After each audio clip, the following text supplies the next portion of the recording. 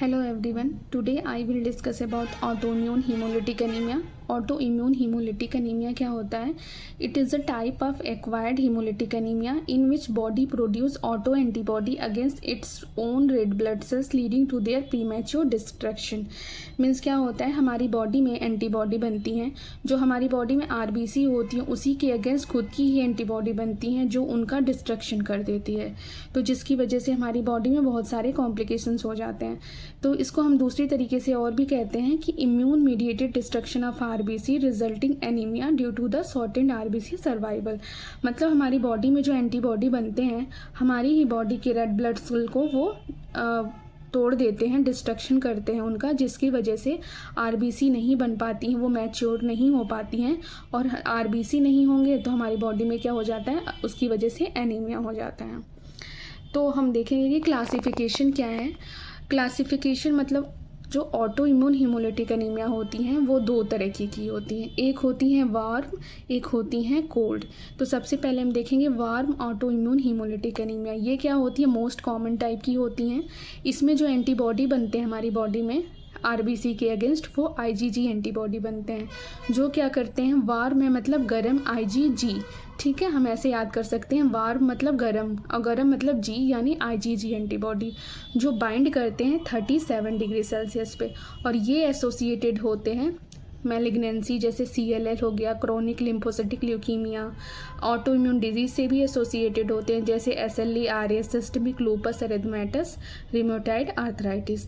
Drug से भी associated होते हैं जैसे पेनिसिलिन हो गया, मिथाइलिन डोपा हो गया, क्विनिडीन हो गया। और वार्म जो होते हैं, warm auto immune haemolytic anaemia में जो हीमोलिसिस होती है वो एक्स्ट्रा वेस्कुलर हो जाती है। अब सेकंड है cold auto immune haemolytic anaemia. तो ये दो तरीके की होती हैं, कोल्ड एग्लूटिनिन, कोल्ड हीमोलाइजिन टाइप।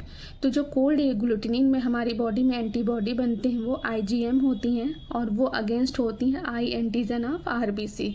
तो सबसे पहले क्या होता है, जो ये रिएक्ट करती हैं लेस देन 30 डिग्री सेल्सियस पे, जिसमें क्या होती है, मतलब लो टेम्परेचर पे क्या हो जाता है, जब लो टेम्परेचर पे ये रिएक्ट करती है तो एक्रोसाइनोसिस हो जाती है, क्लम्पिंग हो जाती है, एग्लूटिनेशन, तो एक्रोसाइनोसिस हो जाता है, और जो हीमोलिसिस होती हैं वो एक्स्ट्रा वेस्कुलर हीमोलिसिस हो जाती है।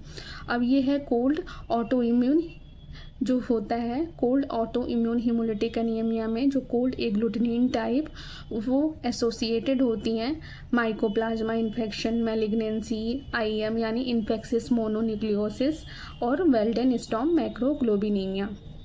तो जो सेकंड होती हैं कोल्ड हीमोलाइसिन टाइप में, कोल्ड हीमोलाइसिन टाइप में हमारी बॉडी में जो एंटीबॉडी होती हैं IgG एंटीबॉडी होती हैं, जो P एंटीजन ऑफ आरबीसी के अगेंस्ट बनती है, और ये एंटीबॉडी जो होती है बाइंड होती है आरबीसी पे 4 डिग्री सेल्सियस पे। इसमें क्या होता है, 37 डिग्री सेल्सियस पे कॉम्प्लीमेंट का एक्टिवेशन होता है, मैक फॉर्मेशन होता है, और इंट्रावेस्कुलर हीमोलिसिस होती है। जैसे कोल्ड एग्लूटिनिन में एक्स्ट्रा वेस्कुलर हीमोलिसिस, लेकिन कोल्ड हीमोलाइजिन टाइप में इंट्रावेस्कुलर हीमोलिसिस हो जाती है। अब इंट्रावेस्कुलर हीमोलिसिस की वजह से हीमोग्लोबिन यूरिया होने लगता है। जैसे कोल्ड हीमोग्लोबिन हीमोलाइजिन एंटीबॉडी को हम डोनथ लैंडस्टीनर एंटीबॉडी कहते हैं, जो कि ऐसे बच्चों में होता है जिनमें वायरल इन्फेक्शन हुआ होता है। तो ये most commonly associated with the syphilis patient में और children with viral infection. Cold haemolysin disease जो होती है इसको PCH भी कहते हैं, paroxysmal cold haemoglobinuria. Now diagnosis, सबसे पहले हम इसके पैथोजेनेसिस के बारे में देखेंगे। तो पैथोजेनेसिस में क्या होता है, जैसे जो फैक्टर कॉज करते हैं इसको, ठीक है, कॉजेटिव फैक्टर, ये ट्रिगरिंग फैक्टर कहे जाते हैं, जैसे auto immune disease, malignancy, drugs.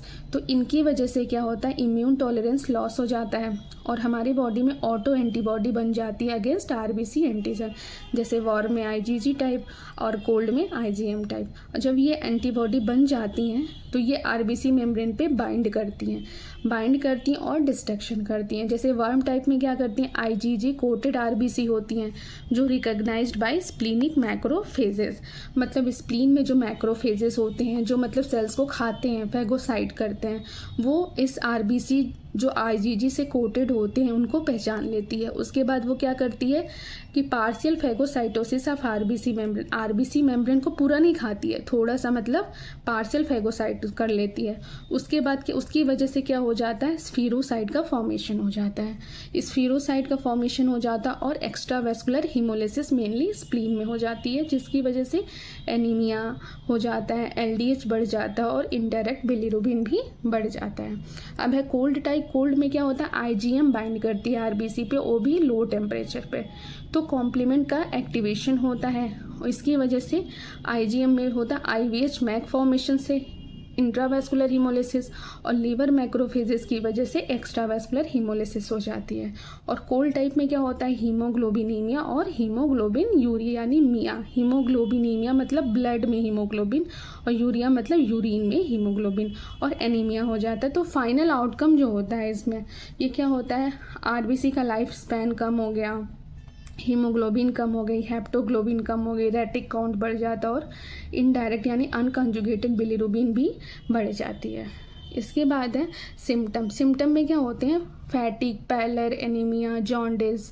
Cold type में एक्रोसाइनोसिस हो जाता है, वॉर्म में स्प्लीनोमेगैली हो जाती है, ठीक है। और लैब डायग्नोसिस में सेम वही आउटकम है, हीमोग्लोबिन कम हो गया, हेप्टोग्लोबिन कम हो गया, रेटिक काउंट बढ़ जाता है यानी रेटिकुलोसाइट काउंट, LDH जो होता है बढ़ जाता है, बिलिरुबिन बढ़ जाता है।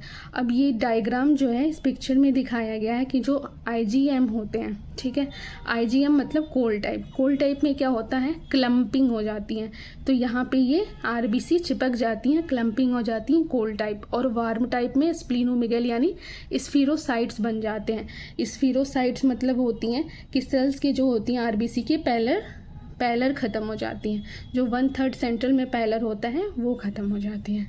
तो सबसे पहले क्या होता है, पेरीफेरल स्मेयर पे स्फीरोसाइट्स वार्म टाइप और आरबीसी एग्लूटिनेशन कोल्ड टाइप में मिलते हैं। डायग्नोस्टिक टेस्ट होता है डायरेक्ट कुम टेस्ट, पॉजिटिव हो जाती है। Most important and confusing, anaemia plus jaundice plus splenomegaly plus spherocyte, ये चारों चीज़ें जो होती हैं हेरिडिटरी स्फीरोसाइट्स में भी मिलती हैं और ऑटो इम्यून हीमोलिटिक एनीमिया में भी मिलती हैं। तो हम डायरेक्ट कूम टेस्ट कराते हैं। जो कूम टेस्ट होता है इसकी ये जो होता है ऑटो इम्यून हीमोलिटिक एनीमिया में पॉजिटिव होता है, हेरिडिटरी स्फीरोसाइट्स में भी ये नेगेटिव होता है। तो इस तरीके से इन दोनों को हम डिफ्रेंशिएट करेंगे।